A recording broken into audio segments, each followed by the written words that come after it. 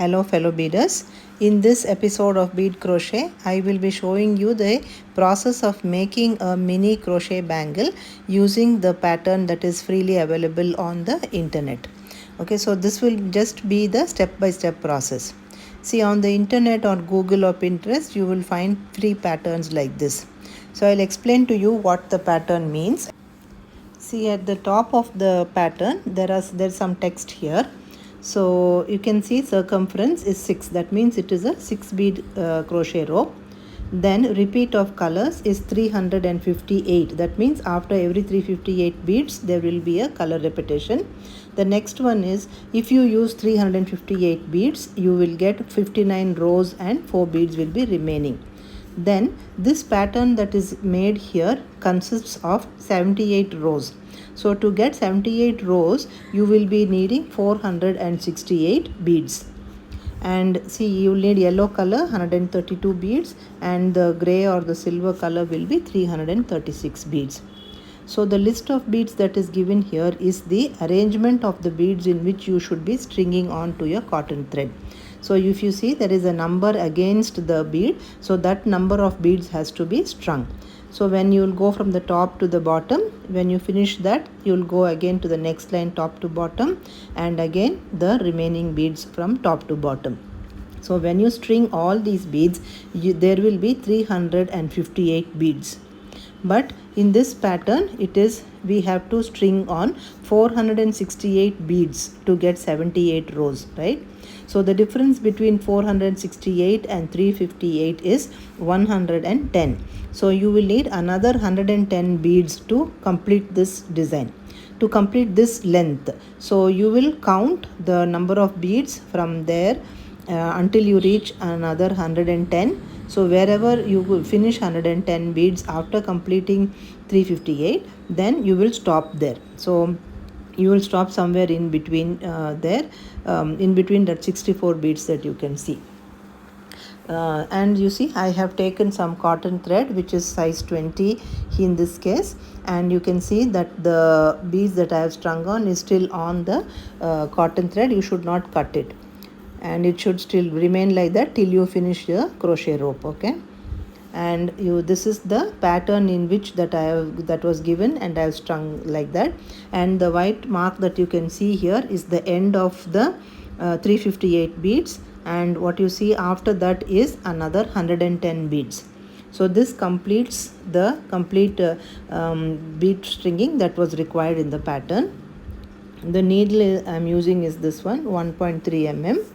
I'll also be needing a 6 bead starter rope. See, there are 6 beads here, and because my crochet rope that I have chosen is also a 6 bead circumference, I'll be needing that. So whenever I'm doing with using a starter rope, I'll also be needing 6 beads of a different color, because these beads will be later detached, and another 1 bead of another color. So this also you will string on to your thread, and once you do that you will take out your needle, and now you are ready to crochet using the starter rope. Okay, so before that, when I measured the length of the beads that I have put on, the total measurement was 37 inches. Okay, so when I put on 468 beads, it was 37 inches. So now I will start crocheting using the starter rope. A detailed tutorial how to use the starter rope is already there on my channel and in this playlist, so you should definitely look into that tutorial, and that will be more useful, because here I am not going to be explaining in detail. I am just going to be moving a little quickly to show you the process of how it is made. So for a detailed explanation, I prefer that you watch the other video, and definitely you will benefit by using a starter rope, because when you want to do a bracelet with an invisible join, you will need a good base, and you will get a good base or a good start or and a good finish only if you use a starter rope. You will understand the advantages and use of it only when you use a starter rope and make your crochet ropes. So I will leave you now to watch this for some time, and we'll get back when I complete all the string and complete crocheting all the beads. So here I am using the bead crochet slip stitch in this pattern.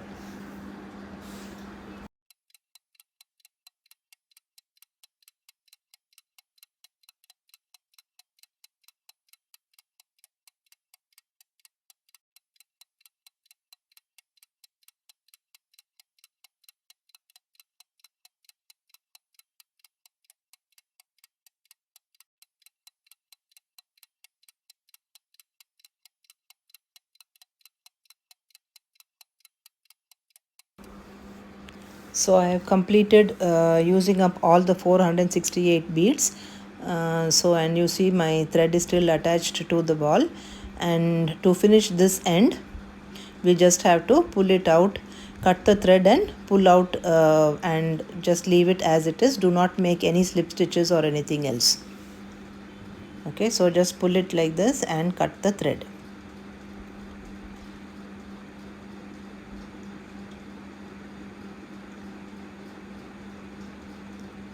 And now on the other end we have to remove or detach it from the starter rope. So this process of detaching it is also in a detailed video. So you must definitely watch that to understand in detail. Here I will be just forwarding the video a little bit to show you the process quickly here.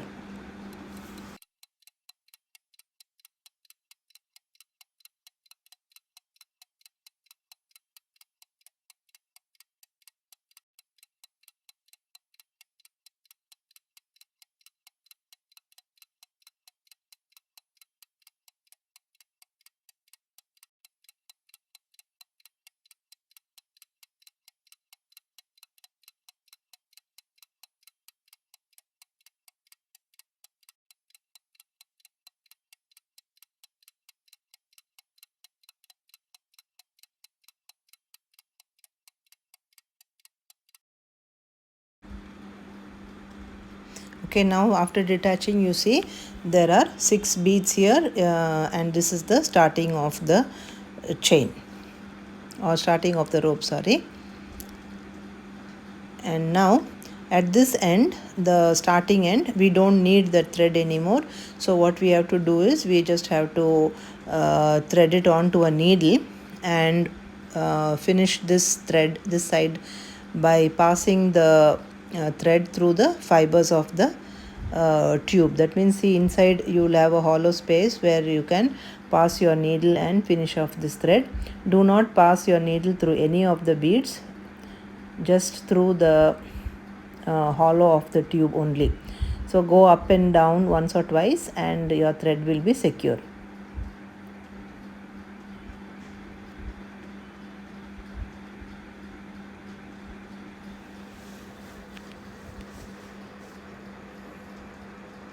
So 2 or 3 passes up and down will be enough. Do not pull it too tight also, otherwise your rope can get a little bit out of shape. And when you have done this, we can cut off the thread now. So this is the starting of the rope that we made. And let's see how much is the total length of the finished rope. It is about 6¼ inches. And this is the way we have to attach the top and the bottom part, or the either side, together like this. Now to do that, let us go back to the end of the tube. So there we left the thread like that. So take that thread again and put on a needle, or thread it onto a needle, and you must now pay attention to how to join it. See, now in this rope you can see there are some beads which are lying flat and there are some beads which are standing up straight. Okay, see from here where I'm pointing out, so this bead is standing up straight, one. See, and the next bead next to that is lying flat. And all these beads, see, 2, 3, 4, 5, 6. So these 6 beads are the last 6 beads that we crocheted, and they are still standing straight, and they have to be flattened, and that type process is what will make it an invisible join. So this thread that's coming out of the that is there, now you have to aim to bring the thread through this bead that I am pointing out. That is the flat bead before the bead that is standing up.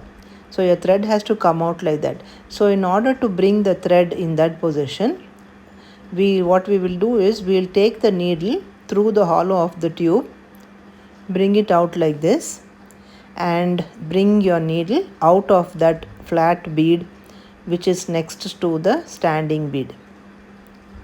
And now you are in a position to do the stitching together. So this is the only time where you will bring your needle out of a bead, otherwise you are always passing it through the hollow of the tube. Now hold this end part and bring the beginning part together like this, and this is how we are going to stitch both of them together. So to stitch both of them together, you have to identify the first bead that you crocheted, because that is where we will start the joining. Okay, now this pattern is it doesn't particularly have any design, so I cannot show you exactly how you have to join the designs, or to make it really invisible, or to get a good join. In this I can show you the method to do it. So the method in any case will be the same for all. So in this you have to identify the first bead that you crocheted. See, that will be a little sticking up, compared to the others. That bead will be standing or sticking up a little bit. So that's the first bead that you have to aim for. So the thread that is coming from the top of your rope, you take it, see, through the thread bridge like this, from the right to the left. So this is the first bead I told you, the first bead that we crocheted into. Yeah, that you take it from the left to the, from the right to the left. Now identify the bead which is now in a standing position. See here, this is the first bead that is in a standing position. The bead before that, you can see, is lying flat. So take your needle in the gap, or in the space after the bead like this, and pull it. See, when you pull it, pay attention to the what's happening to the bead. The bead which was in a standing position is now lying flat. The next step is now to go under the thread bridge in the bottom part of your rope, again from the right to the left. So again I am telling you, there is a detailed video for this also, do check it out. Now after doing this, now find the bead that is in a standing position now. So when you look here, you can clearly see where the bead is. See, this is the bead now. So next to that there is a gap there, through which you will have to pass your needle, and watch out what happens to the bead. See, as you pull, it will become flat like this.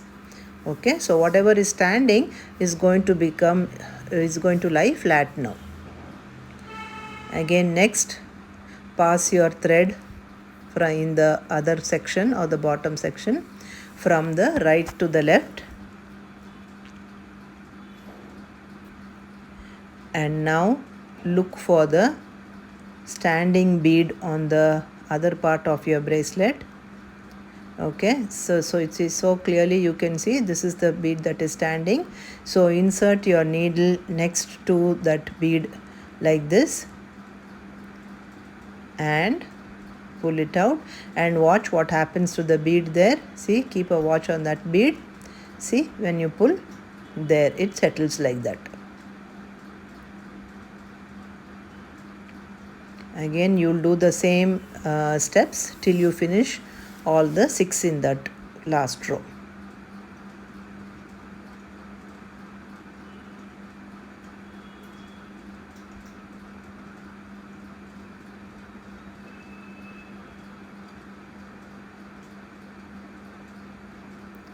See, in this one especially, because you cannot actually see the design coming together, but if it is a pattern where where the two ends have to meet together to complete a pattern, then it will be more clear. Because this is just a scatter of beads, you will actually not see the pattern coming together.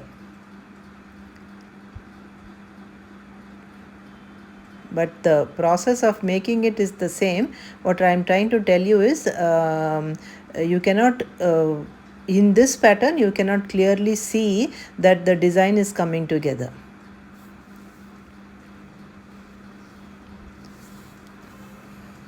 And then now we have only the last bead left now. So go from the right to the left in the bottom part, and now the last one, the last bead that is standing up there, pass it in that under the thread bridge there and pull for that bead also to lie flat. So now all the beads, 6 beads are done, and my beads are a little bit out of shape, and so that is why you can see that they are not actually a neat finish here. But as you finish it and give it a good roll, it will all settle in place. But for now it will look like as though it has not been done clearly. But what you should just check is to see that all the beads which were standing are now lying flat. Now when you are done, now the only thing left is for us to finish this thread. So to do that, you again pass your thread through the fibers of the rope or through the hollow space. Okay, do not pass it through any of the beads, and do not pull it too tight also. Make sure that you do passes up and down once or twice, or even 3-4 times to secure the thread correctly. And when you are done, you can cut off your thread. And after you cut your thread, you can give it a nice twist a little bit to right and left, so that they will all settle nicely and beautifully. So this mini bangle is done, fit for any small girl. See, finally I got, this is the size that I got. If you have any questions, please leave them in the comment box. I'll be happy to help.